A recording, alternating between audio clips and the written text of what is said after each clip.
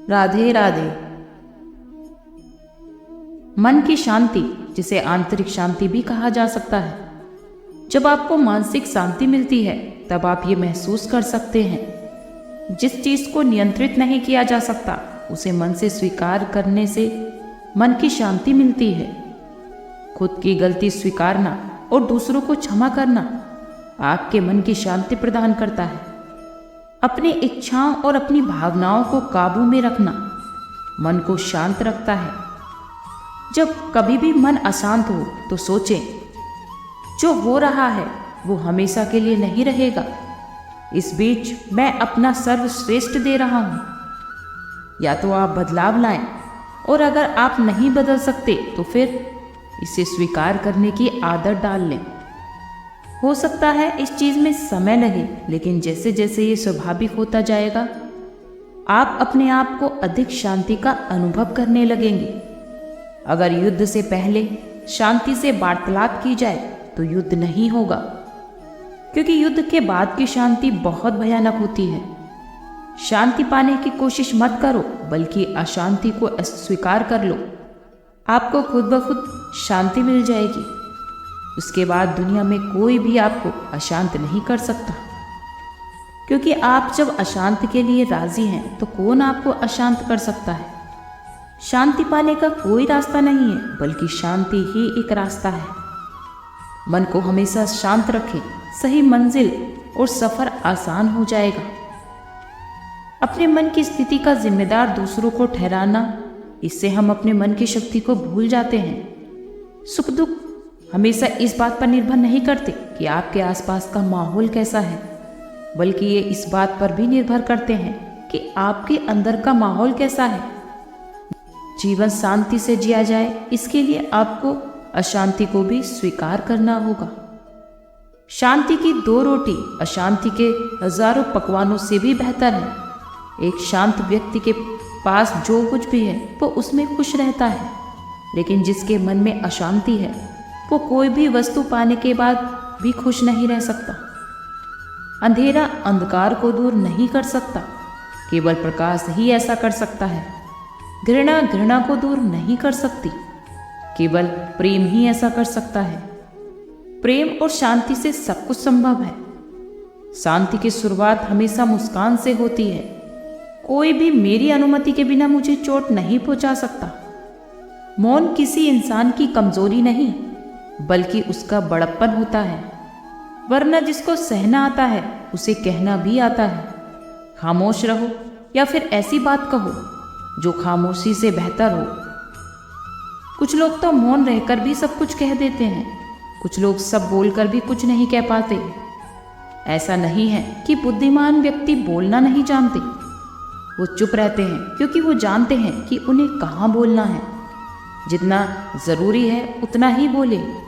इससे आपके अंदर सीखने और ग्रहण करने की क्षमता बढ़ जाती है और बुद्धि तीव्र होती है। इतना कभी मत बोलिए कि लोग आपके चुप होने का इंतजार करें, बल्कि इतना बोलकर चुप हो जाइए कि लोग आपके दोबारा बोलने का इंतजार करें। यदि तुम चाहते हो कि लोग तुम्हारी वास्तविक योग्यता से अधिक योग्य समझें, तो हमेशा कम बोलो। बुद्धिमानी की बातें कहने की अपेक्षा बुद्धिमानी होना या बुद्धिमानी प्रतीत होना आसान है। यदि आप फजूल की बातें करना अपनी दिनचर्या से हटा दें, तो आप हमेशा सकारात्मक और ऊर्जावान महसूस करेंगे। इस दुनिया में वो इंसान सबसे ज़्यादा सुखी है और समृद्ध भी होता है जो क्रोध आने पर खुद को मौन रख सके। कब और कहाँ मौन रहना है, अगर इंसान ये सब कुछ सीख जाए तो उसके जीवन की आधी समस्याएं अपने आप दूर हो जाएंगी। हमेशा कम बोलिए और अपने कार्य पर ज़्यादा ध्यान दीजिए। आप कुछ ही दिनों में मौन की शक्ति को पहचानने लगेंगे। मौन और एकात्म आत्मा के सर्वोत्तम मित्र हैं। मौन रहना कोई आसान कार्य नहीं है।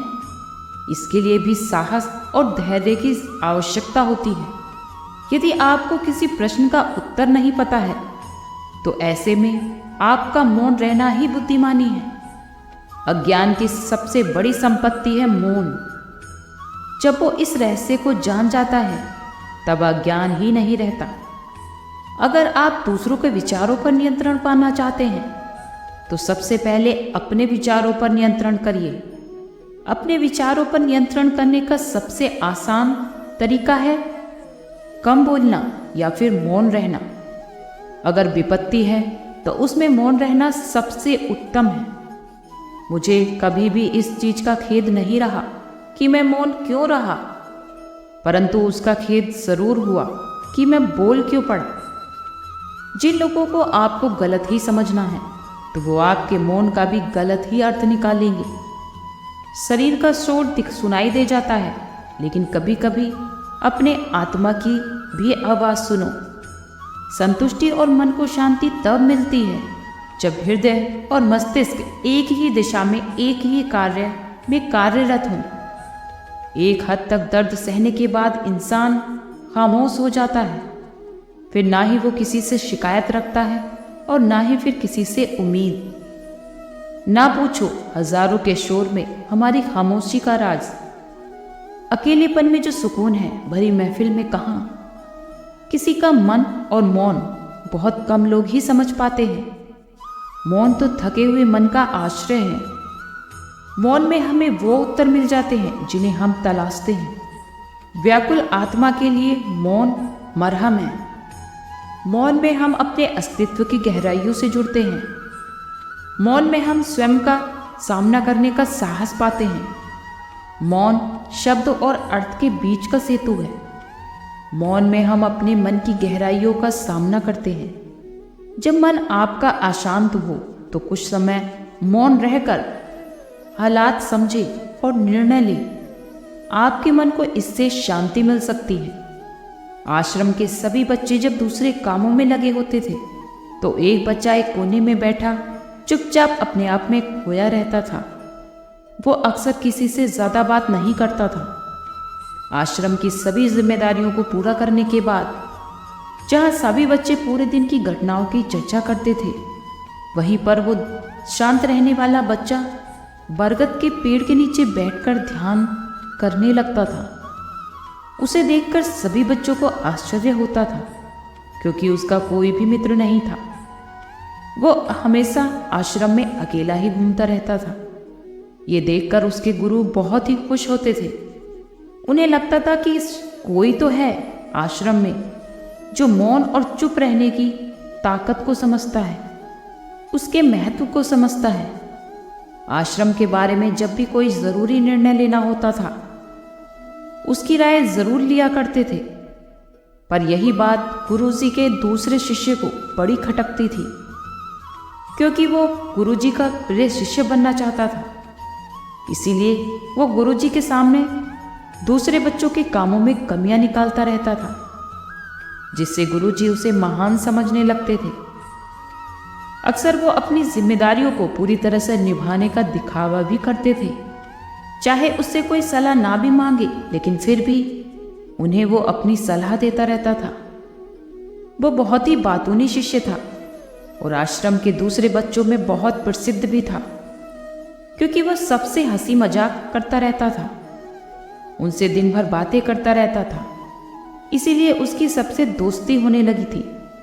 लेकिन जब आश्रम के गुरुजी ने उसकी राय ना लेकर दूसरे बच्चे की राय लेते थे तो ये बात उसे बहुत खटकती थी। उसे ये लगता था कि वो उस दूसरे बच्चे से ज्यादा बुद्धिमान है, लेकिन गुरुजी फिर भी उसकी तरफदारी करते हैं।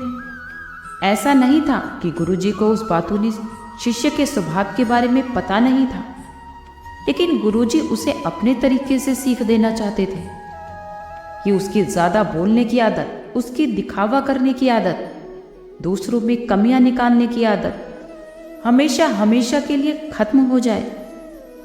असल में सच्चे गुरु की यही इच्छा होती है।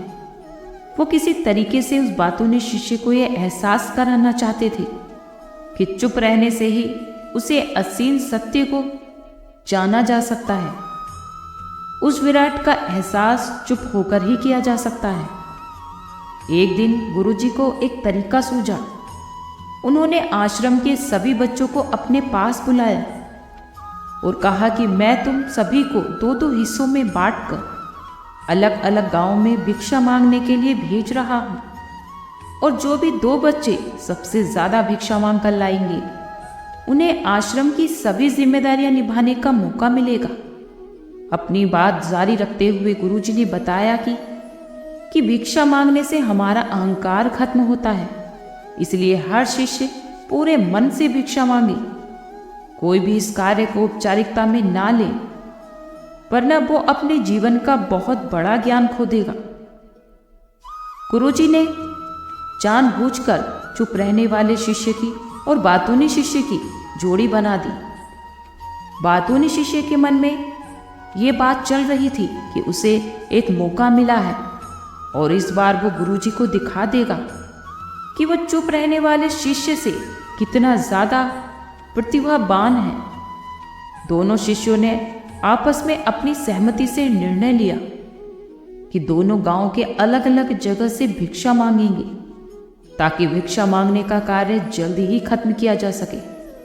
चुप रहने वाला शिष्य हर द्वार पर जाकर हाथ जोड़कर अपनी भिक्षा का पात्र उनके सामने कर देता था। उसके चेहरे पर सादगी और उसकी आंखों में एकांत होता था, जिससे भिक्षा देने वाले उसे भिक्षा देकर अपने आप को अनुग्रहित समझने लगते थे। वही दूसरा बातूनी शिष्य हर द्वार पर जाकर उनको कुछ न कुछ ज्ञान देने लगता था, जिसमें ज्यादातर लोग उसको बिना भिक्षा दिए ही लौटा दिया करते थे। पूरे गांव में जब भिक्षा मांगकर जब दोनों गांव के बीच में मिले, तो बातूनी शिष्य ने देखा कि चुप रहने वाले शिष्य के पास उससे दुगनी भिक्षा थी। ये देखकर उसे मन ही मन बहुत ठेस पहुंची। लेकिन जब वो दोनों भिक्षा का सामान लेकर आश्रम की तरफ जा रहे थे, तब बातूनी शिष्य को एक चालाकी सूझी। उसने चुप रहने वाले शिष्य से कहा कि हमें अपनी भिक्षा एक ही थैले में डाल लेनी चाहिए। गुरुजी ने हम दोनों को एक साथ भिक्षा लाने के लिए कहा था। चुप रहने वाले शिष्य ने बिना कुछ सोचे अपनी सारी भिक्षा उसके थैले में डाल दी। बातूनी शिष्य बहुत खुश हो रहा था कि अब गुरुजी को यह पता नहीं चलेगा कि ज्यादा भिक्षा हम दोनों में से किसने मांगी। उसे लग रहा था कि गुरुजी मुझे इससे कम प्रतिभावान समझेंगे, इसीलिए उसने ये तरकीब लगाई। संध्या के समय जब सभी शिष्यों की भिक्षा को तोला गया, तब इन दोनों की भिक्षा सबसे ज्यादा थी। गुरुजी ने इन दोनों का अभिवादन करते हुए आश्रम के सभी शिष्यों को दिखाया और उन दोनों की पीठ थपथपाई और उन्हें मुबारकबाद दी और कहा कि मैं आश्रम का कार्यभार तुम दोनों को नहीं सौंप सकता। इससे आपसी मतभेद होने का खतरा है। इसमें से तुम दोनों में से सबसे ज्यादा भिक्षा जिसकी है, आश्रम की जिम्मेदारी उसी को सौंपी जाएगी। तब गुरुजी ने जब उनसे पूछा कि तुम में से सबसे ज्यादा भिक्षा किसने मांगी, तब बातूनी शिष्य ने कहा कि मैं इससे दुगनी भिक्षा मांग कर लाया था, लेकिन कि मुझसे ये गलती हो गई कि मैंने अपनी भिक्षा उसके थैले में मिला दी, क्योंकि मुझे नहीं पता था कि आप ऐसा निर्णय लेने वाले हैं, वरना मैं तो अपनी भिक्षा का थैला अलग ही रखता। इस पर चुप रहने वाले शिष्य से गुरुजी ने पूछा, क्या तुम इसकी बात से सहमत हो? क्या तुम इससे कम भिक्षा लेकर आए थे? यह सुनकर चुप रहने वाले शिष्य ने कहा कि गुरुजी, कि मेरे पास ऐसा कोई साधन नहीं है कि जिससे मैं ये साबित कर पाऊं कि मैं इससे ज्यादा भिक्षा लेकर आया था। असल में तो ये उल्टा बोल रहा है कि दुगनी भिक्षा तो मैं लेकर आया था, ये मुझसे आधी भिक्षा लेकर आया था और इसी ने ही मुझसे अपनी भिक्षा और मेरी भिक्षा को एक ही थैले में डालने के लिए कहा था। आश्रम के पीछे एक पहाड़ी थी, जिसके पीछे अभी अभी संध्या में सूरज ढल रहा था। गुरुजी को पहले से ही पता था कि सच कौन बोल रहा है, लेकिन सभी बच्चों के सामने सच साबित करने के लिए उन्होंने उन दोनों से एक सवाल पूछा कि पीछे पहाड़ी पर तुम्हें क्या दिखाई दे रहा है? यह सुनकर वाचाल शिष्य झट से बोल पड़ा कि गुरुजी पहाड़ी के पीछे सूरज अपना रंग बिखेर रहा है। आसमान में लालिमा छाई हुई है। ये बहुत ही सुंदर दृश्य है। वो तो और भी बहुत कुछ कहना चाहता था, लेकिन गुरुजी ने उसे चुप करते हुए दूसरे हिस्से से जवाब जानने के लिए जब उसकी तरफ देखा तो उसकी आंखों में आंसू भरे हुए थे। श्रद्धा, भक्ति और प्रेम से उसकी आंखें भर आई थीं। गुरुजी को उससे पूछने की जरूरत ही नहीं पड़ी।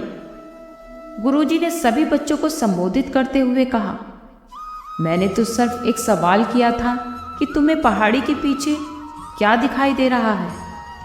ज़्यादातर लोगों को यही दिखाई देगा कि एक बहुत सुंदर दृश्य है, लेकिन मज़े की बात यह है कि सुंदरता बोलकर नहीं बताई जा सकती, बल्कि उसे तो महसूस किया जा सकता है और सामने वाला उस सुंदरता को आपकी आंखों में देख सकता है। चुप रहने वाले शिष्य की तरफ इशारा करते हुए गुरुजी ने कहा कि असल में सुंदरता इसी बच्चे ने देखी है, क्योंकि दूसरे बच्चे ने तो सुंदरता की सिर्फ उपव्याख्या की है, लेकिन इसने वास्तविकता में उस सुंदरता को महसूस किया है। अपने आप को ऊंचा दिखाने की सभी कोशिश नाकाम होते देख वहीं पर फूट फूट कर रोने लगा। उसको चुप कराते हुए गुरुजी ने कहा कि बेटा, मुझे पहले से पता था कि तुम झूठ बोल रहे हो, लेकिन मैं तुम्हें उस झूठ का एहसास कराना चाहता था। सभी बच्चों को संबोधित करते हुए गुरुजी ने बताया कि शब्द जाल की तरह होते हैं। हमारे ज़्यादा बोलने की वजह से बहुत सारी समस्याएं उत्पन्न होती हैं। जब कोई एक आदमी किसी भी बात को बढ़ा चढ़ाकर बोल देता है तो उसे सिद्ध करने के लिए उस शब्दों के जाल में फंसता चला जाता है, और इसी वजह से अंतर्मुखी होने की बजाय वो बहिर्मुखी होता चला जाता है। वहीं पर जिस भी व्यक्ति को अपनी अंतर यात्रा करनी होती है तो उसके लिए उसे सबसे पहले चुप रहना सीखना होगा। ज़रूरत से ज़्यादा बोलना या फिर हर वक्त बोलते ही रहना, ये हमारी अंतर यात्रा में बाधा बन जाती है। आज के लिए इतना ही। कल फिर मिलते हैं एक नई वीडियो के साथ। खुश रहिए, स्वस्थ रहिए।